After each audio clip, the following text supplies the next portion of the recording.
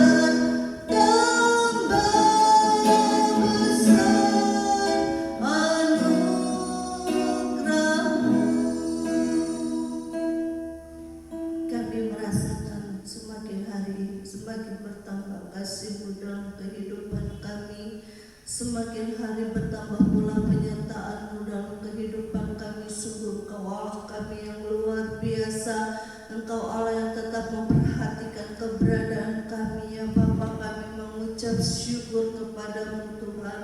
Biarlah hari yang indah ini merupakan hari kami untuk kami beribadah kepada-Mu sebagai ungkapan terima kasih kami kepada-Mu, dan kami ingin siap untuk membuka hati kami untuk kami mendengarkan firman-Mu Tuhan. Oleh sebab itu Engkau ampuni segala kesalahan dosa kami, agar kami boleh layak untuk kami menerima firman-Mu maupun perjamuan suci-Mu. Terima kasih Tuhan, kami mengucap syukur dan kami sambut firman-Mu hanya di dalam nama Tuhan Yesus Kristus. Haleluya, amin. Saya mengucapkan terima kasih kepada saudara-saudara terkasih di dalam Tuhan. Kalau kita boleh ada karena kemurahan Tuhan, biarlah semakin hari semakin bertambah kasih karunia Tuhan di dalam kehidupan saya dan saudara. Jumat Agung yang lalu kita sudah merayakan Paskah, merayakan kematian Tuhan. Sekaranglah waktunya merupakan hari di mana kebangkitan Yesus Kristus menunjukkan kepada murid-muridnya bahwa Allah itu Allah yang penuh dengan kuasa. Mari saudara-saudaraku, kita akan belajar melalui kebenaran firman Tuhan di dalam Injil Yohanes 1 sampai 44. Di sini menceritakan bagaimana Yesus ingin membangkitkan Lazarus yang sudah mati. Tapi kita mengambil bagian-bagian poin dan pokok-pokoknya saja karena mengingat waktu. Kita ambil dan kita buka di dalam Yohanes 11 ayat 25. Mari kita baca sama-sama. Akulah kebangkitan yang hidup, barang siapa yang percaya kepadaku maka ia akan hidup. itulah yang Yesus katakan kepada kita semua. Yang Yesus katakan sekali lagi, akulah kebangkitan dan hidup. Barang siapa yang percaya kepadaku, dia akan hidup. Dia akan memperoleh kehidupan yang lebih baik lagi. Oleh sebab itu mari kita sama-sama belajar.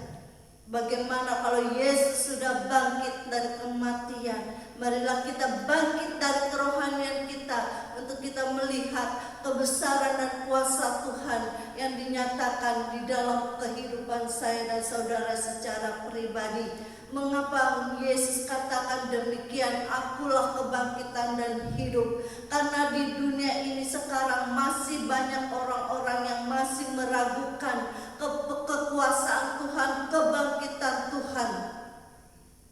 Oleh sebab itu makanya banyak anak-anak Tuhan yang hanya seminggu sekali dia dalam beribadah bisa dihitung jari, dan berapa kali juga dia bisa memberikan untuk Tuhan. Oleh sebab itu mari kita belajar bersama-sama bagaimana yang Yesus katakan. Apakah benar di dalam kehidupan kita bahwa Yesus bangkit di dalam kehidupan kita? Kalau Yesus bangkit dalam kehidupan kita, makanya kita pasti akan ada suatu pertumbuhan iman di dalam kehidupan saya dan saudara. Dia bukan tidak lagi seperti anak kecil, tapi dia berpikir secara dewasa. Maka dari itu yang Yesus katakan, akulah kebangkitan dan hidup. Barang siapa, kata barang siapa berarti kata percaya dan mempercayai diri tidaklah mudah dan tidak sejalan. Seringkali bukankah kita semua percaya kepada Tuhan? Apakah kita sudah memberikan kehidupan kita kepada Tuhan? Tetapi justru kita masih meragukan bagaimana yang Yesus katakan, akulah kebangkitan dan hidup. Barang siapa yang percaya. Kalau masih banyak anak-anak Tuhan yang masih meragukan kekuasaan Tuhan, kebangkitannya. Contohnya saja waktu Yesus ada di Betania, di mana dia ingin membangkitkan Lazarus yang sudah mati. Mari kita sama-sama membuka di dalam Yohanes 11 ayat 39 yang Yesus katakan, Maria, angkatlah batu. Tetapi saudara yang meninggal itu berkata, Tuhan, kuburan itu, Lazarus itu sudah 4 hari. Baunya sudah nyengat, baunya sudah berbau busuk. Seolah-olah tidak yakin akan kecakapan Tuhan, akan pembicaraan Tuhan, apa yang Yesus katakan pada saat itu. Yang Yesus katakan sekali lagi, yang Yesus tekankan, akulah kebangkitan dan hidup. Tetapi di antara mereka itu ada yang tidak percaya dan masih meragukan, sehingga dari hatinya timbul dia berkata, Tuhan, Lazarus ini sudah 4 hari. Bagaimana caranya dia bisa bangkit? Berarti itu masih meragukan kekuasaan Tuhan, perkataan Tuhan. Maka dari itu di ayat 40 pun dia berkata, jawab Yesus, bukankah sudah kukatakan, jikalau engkau percaya. Berarti jikalau engkau percayai aku sanggup membangkitkan orang mati itu, maka bangkit. Kalau masih meragukan, maka Tuhan Yesus bagaimana melihat kemuliaan Allah? Kalau pribadi kita sendiri masih meragukan kuasa Tuhan, kebangkitan Tuhan. Oleh sebab itu yang Yesus katakan sekali lagi kepada mereka, bukan jikalau engkau percaya kepadaku, berarti kita harus masih meragukan. Oleh sebab itu Tuhan tidak ingin setengah-setengah dalam kehidupan kita, dalam kepercayaan kita kepada Tuhan, seperti para imam-imam.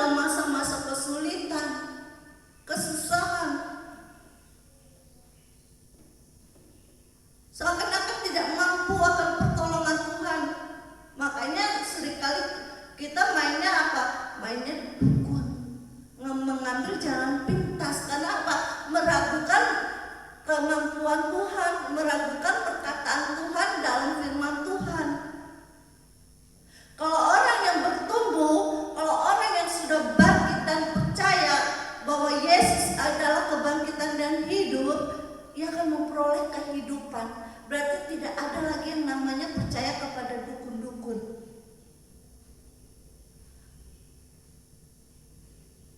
Itulah kenyataannya, saudara. Mari kita mau belajar apa yang Yesus inginkan, apa yang Yesus tekankan kepada kita, untuk kita belajar, dan belajar mempercayai Dia. Bukankah Paulus berkatakan, hidupku bukannya aku lagi, tapi Yesus hidup di dalam aku. Bukankah puja, hidupku bukannya aku lagi, tapi Yesus dalamku. Itulah yang Yesus mau, itulah yang Yesus inginkan, bahwa Yesus hidup, akulah kebangkitan dan hidup. Itulah yang Yesus inginkan dari saya dan saudara. Katakan, bukankah hidupku bukannya aku lagi, melainkan Yesus yang hidup. Amin. Mari kita nyanyikan betapa hebat kuasa Tuhan. Betapa hebat kuasa-Nya bagi kita yang percaya.